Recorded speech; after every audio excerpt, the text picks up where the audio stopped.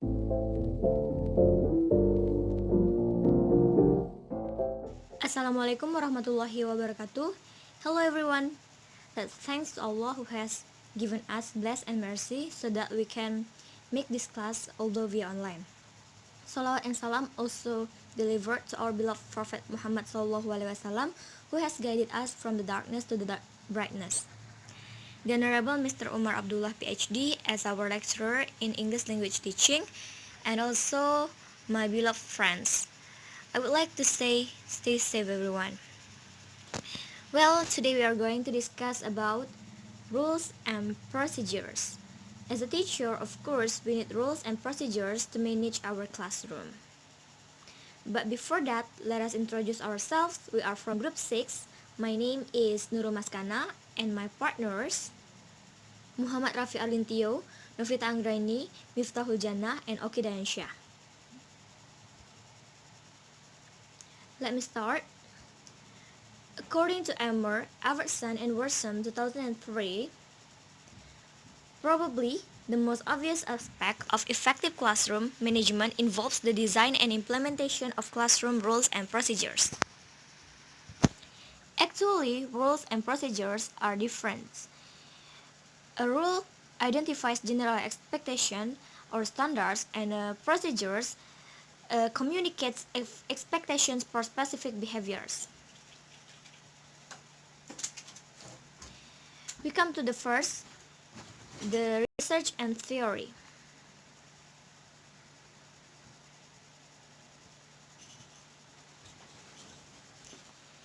This table shows the results of meta-analysis with regard to rules and procedures. We can see that the effect sizes of rules and procedures. In this table, the importance of rules and procedures is evident from the research on the home environment, that establishing rules and procedures at home is associated with a 10 percentile point increase in student achievement at school. Clearly, the research also supports the notion that designing and implementing rules and procedures in class and even at home has profound impact on student behavior and on student learning. This research and theory then support the intuitive notion that well-articulated rules and procedures that are negotiated with students are a critical aspect of classroom management, affecting not only the behavior of students but also their academic achievement. Next, the second one is programs. One of the most well-researched classroom management program is Classroom Organization Management Program, or COMP. What is COMP? And what is the impact of COMP? Well, according to Evertson, 1995, the Classroom Organization Management Program, or COMP, addresses a vital need for schools, faculties, and students. The program's purpose is to meet the needs of both beginning and experienced teachers for more professional development and in-service training in classroom behavior and instructional management. What are the impacts of COMP?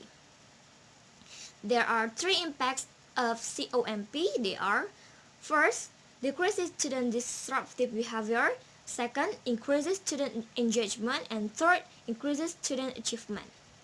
Well, the next material will be explained by Rafi. Assalamualaikum warahmatullahi wabarakatuh. My name is Muhammad Rafi Alintio. Okay, now I will explain about identify specific rules and procedures for your classroom until about general classroom behavior. The first is about identify specific rules and procedures for your classrooms. Different classrooms will have different rules and procedures depending on the needs and dispositions of the teacher and the students. However, teachers typically use rules and procedures in the following general categories. The first category is general expectation for behavior. The second is beginning and ending the class day or the period. The third is transition and interruption. The fourth is materials and equipment. The fifth is group work, and the last is set work and teacher-led activities. This does not mean that you must have rules and procedure in each of these areas. Indeed, Elmer Everson and Worsham in 2003 recommend that teachers employ only about 7 rules and procedure at the secondary level, and recommend only from 5 to 8 at the elementary level. Thus, it is important that you carefully select the rules and procedure for your classroom. Okay, now we enter the general classroom behavior section. According to Doyle 1986, Everson et al. 2003, Good and Brophy 2003. At the elementary level, rules, procedures for general classroom behavior commonly address the following areas. The first is politeness and helpfulness when dealing with others. The second is respecting the property of others. The third is interrupting the teacher or others. And the fourth is hitting or shoving others. And while at the secondary level, according to Emmer et al. 2003, Brophy 1996, Dowell 1986, God and Brophy 2003, rules and procedures for general behavior commonly address the following areas. The first is bringing materials to class. The second is being in the assigned seat at the beginning of class.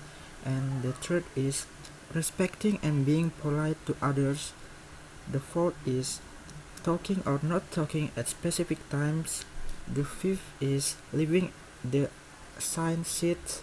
And the last is respecting others people's property. And I think that's all from me. Thank you.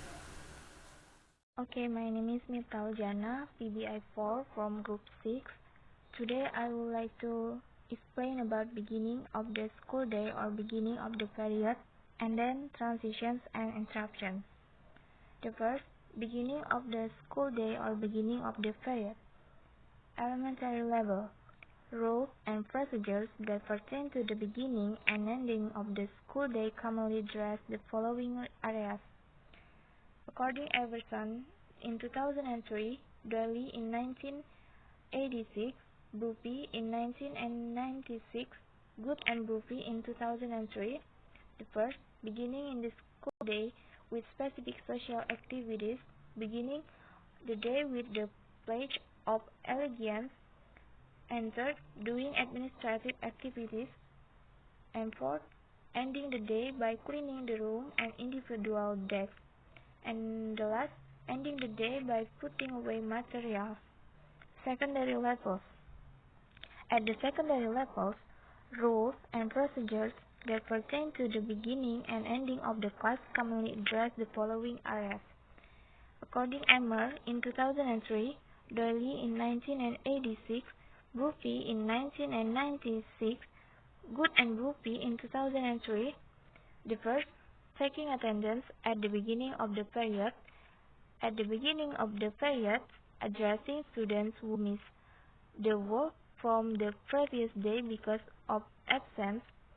And the third, dealing with students who are tardy at the beginning of the period. And the last, ending the period with clear expectations for homework.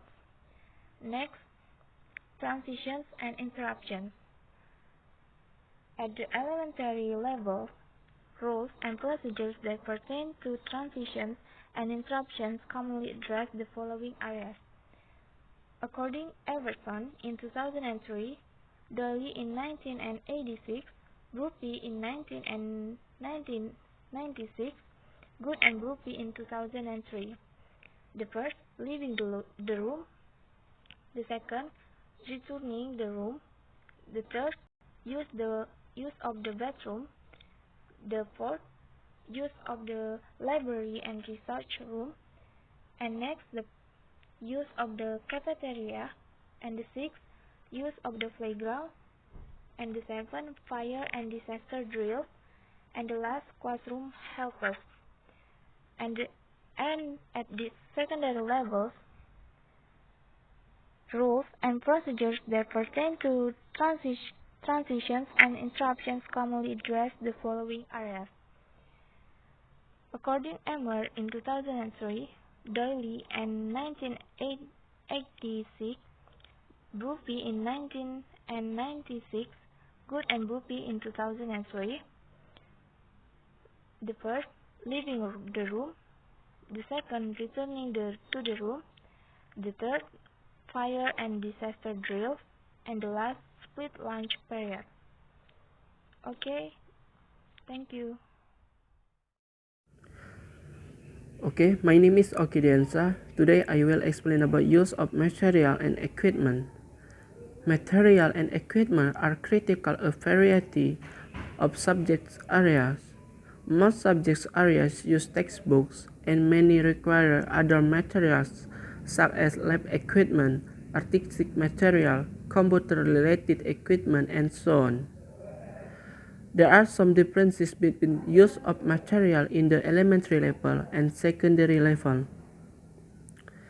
At the elementary level, rules and procedures that pertain to the use of material and equipment commonly address the following areas: distributing material, collecting material, storage of common material, the teachers' desk and storage areas, student desk and storage areas, the use of the drinking fountain, sink and pencil sharpener. While at the secondary level, rules and procedures that pertain to transition and interruption commonly address the following areas: distributing material, collecting material, storage of common material. Next, group work. Group work, particularly cooperative group work, is a powerful instructional activity. There are some differences between group work in the elementary level and secondary level.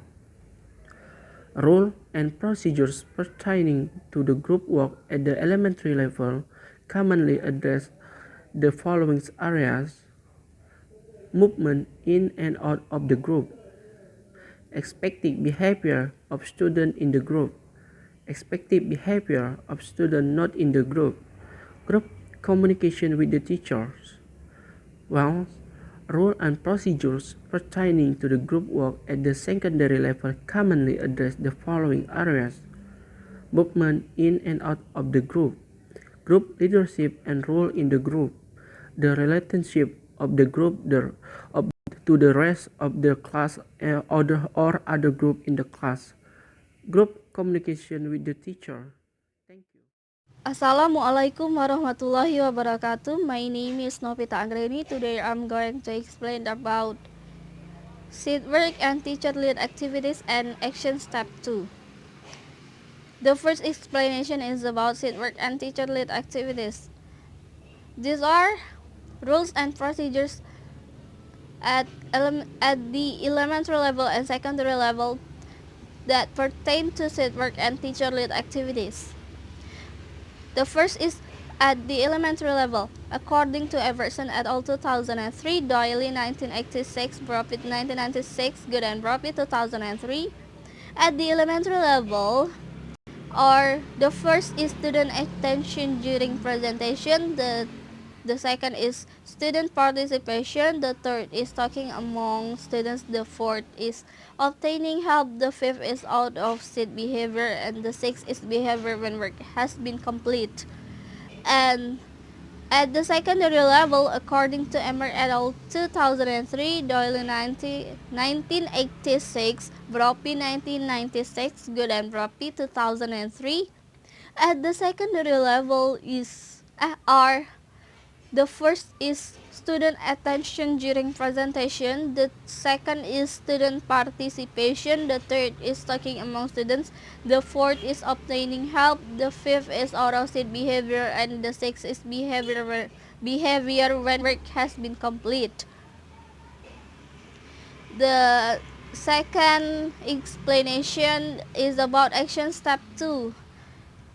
Action step 2 is to involve students in the design of the rules and procedures. It means that the second action step you should take relative to classroom rules and procedures is to involve students in their design. And next, you might present students with the rules and procedures you have already identified, explaining and providing examples of each one.